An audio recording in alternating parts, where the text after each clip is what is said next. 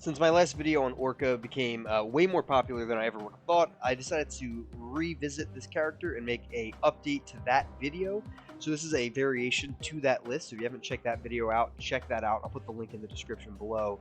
It's really all about Orka and the synergy he has with things like Hobgoblin and Green Goblin, but also with Claw, Mr. Fantastic, Hulkbuster, etc. So you have a lot of cards that can really impact the lane without being in that lane or with being on the other side of the lane, as in the opponent's side with the goblins. But the main win condition here is, of course, Orka and Namor winning a lane and then trying to win one other lane yourself.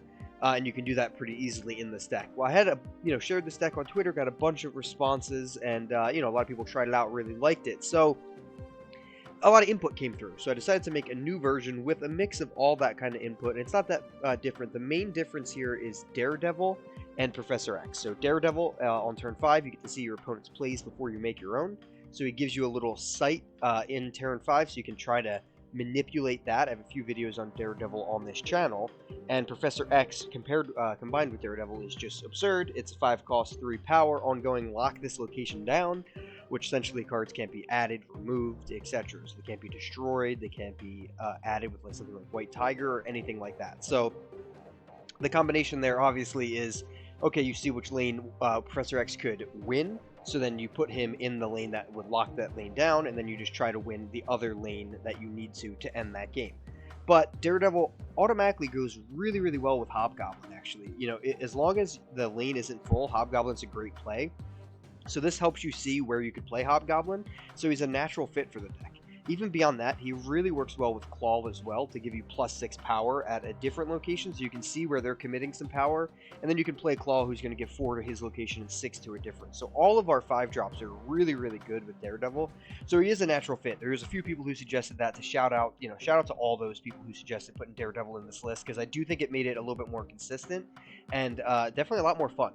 So that's kind of where the list has gone. I'm also running Killmonger in this list. I believe I was at that point, but he's been really good. I'm running Iceman just so I can hit their hand for a little bit, and then if I do get Killmonger, okay, great, I'll use Killmonger. If he kills my own Iceman, it's not that big of a deal. Iceman already did his on reveal effect, but Killmonger can be huge against my opponent's board, killing very key 1-drops if they're playing anything that's important in that sense. So that's kind of where the deck's at right now. Hopefully you guys like Orka. I'm actually loving this card. I'm working on a 3rd deck with Orka right now. This is kind of the same deck, just iterated, but I'm working on a new deck with Orka that's a little bit more wild, kind of putting him in a weird spot that's letting me play some mind games. So I'm refining that list. I'll probably have that up sometime over this weekend coming up, so you have another video to look forward to for that. I'm going to try to get some gameplay of Daredevil and Professor X and Hobgoblin and all that good stuff right now, so if you want to hang around for that, feel free. I'm going to go through some gameplay, show you kind of what's up, how this deck functions. Make sure you watch that last video. The last video I thought was pretty solid, gave a really good look at what the deck does, so hopefully you enjoyed that. And, leave a like, leave a subscription to the channel, follow us on Twitter, join the Discord, all that good stuff. But let's jump into some gameplay right now. All right, we got Daredevil, Fantastic, and Killmonger. So not a bad hand at all. And we drew our beautiful card, Orka, who's only going to cost 5 this game because of Titan. Probably won't matter. I'll probably end up playing Professor X on 5 anyway, but that's still cool. So we'll go Daredevil on the left. Always want to play Mr. Fantastic in the middle if possible. So we'll go for Mr. Fantastic right here in the middle. Now, Hala's an interesting location in this deck because we can definitely win it with Namor. It's just if we want to actually play Namor on that location or not, because then I can't play Orka on it later. So I think I'm going to go with Killmonger and then Iceman on this left side here. I won't tempt any fates on Hala. I don't think he was going to play anything there. So I'm going to go with the 2 on the left. He's got Namor in the middle. So if we see a Goblin, that'd be huge because we can really screw with that. So it looks like he's got a Spectrum-based deck. We're going to get to see what he does first, which is great. So he's playing Ant-Man, so I'm going to go ahead and just lock this location down. So Professor X is going to come out. I'm going to win the left side. Nothing he can really do about it. And now we're going to go for Orka on the right, and hopefully it's bigger than whatever he has. I could also go Hobgoblin in the middle. That would probably win me the game. Hobgoblin would give -8. It would kill Namor's +2. But I'm guessing he's going to play Spectrum on the right side. So I wanted to play Orka just to beat that. Yep, so Orka beats Spectrum. Doesn't boost up his left side enough since we locked out Mojo and Ant-Man from getting their buffs.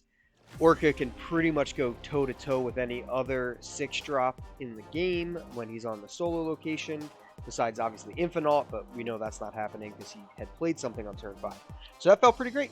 He had a pretty weak turn 5 just with Ant-Man. Obviously, if we had more, we would have had to do something a little bit different, but that's a pretty good example of how you want to play the game when you're using Daredevil, Orka, and Professor X together. Let's try to get one more. Alright, we got Iceman and Daredevil, Professor X, and Claw. Not a bad hand at all. I'll contest the raft just in case. I mean, it doesn't look like a hand where we're really going to be able to win the raft all that well, but I'll contest it just to see if I have a shot at winning it. But if he plays something like Brood or something like that, I'm going to fall behind. And now I have Mr. Fantastic as a 3-drop, but he's not the best one to play on top of the raft. Although I will do it at this point since I'm really close to winning the location anyway. So I'll play Mr. Fantastic. He's just going to give the middle +2. He's got Zabu, so he's probably going to play 2 4-drops this upcoming turn. We got Hulkbuster, which actually works for the raft. I should get the free 6 cost, and then he'll just combine with the card, because I think it scans before he gets revealed, so I should get that. And then turn 5, we're feeling good, because we have 2 options, depending on what our opponent plays. And then turn 6, we're feeling great with Orca coming down with either 14 power, or if I play Claw in the right spot, instead of Professor X, he could come down with 20 power, which is pretty huge.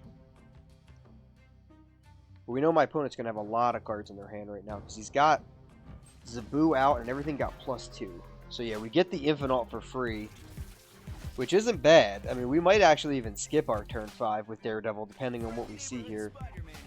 Alright, so Spider-Man locks that location, and Jubilee's going to pull something. So he might just win that location outright.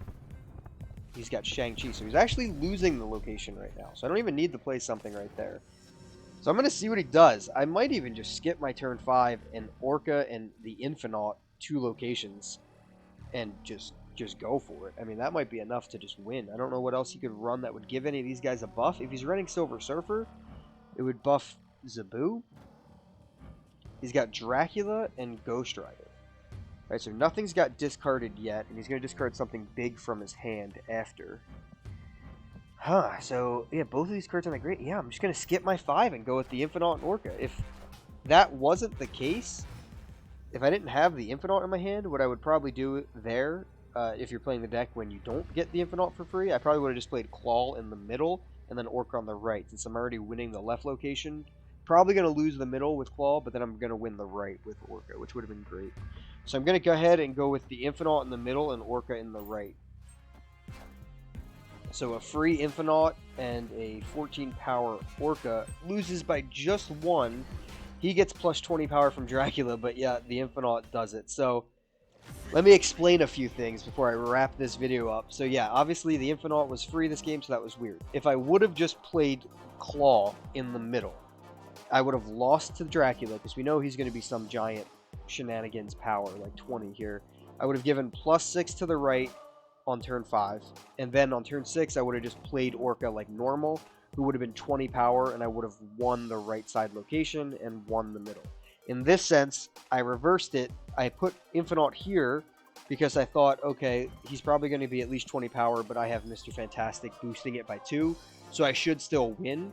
That being said, Infinite could have just won the right location in this sense, but I thought that was the safest bet, because the Infinite is going to beat whatever he discards, because the highest thing in the game is 20.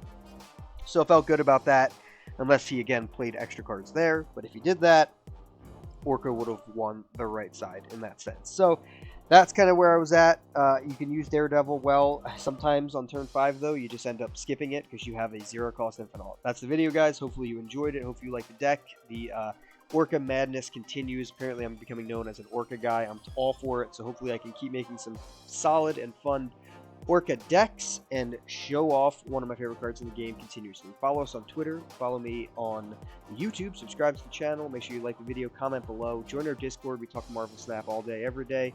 Join there to join the conversation, and as always, keep on snapping.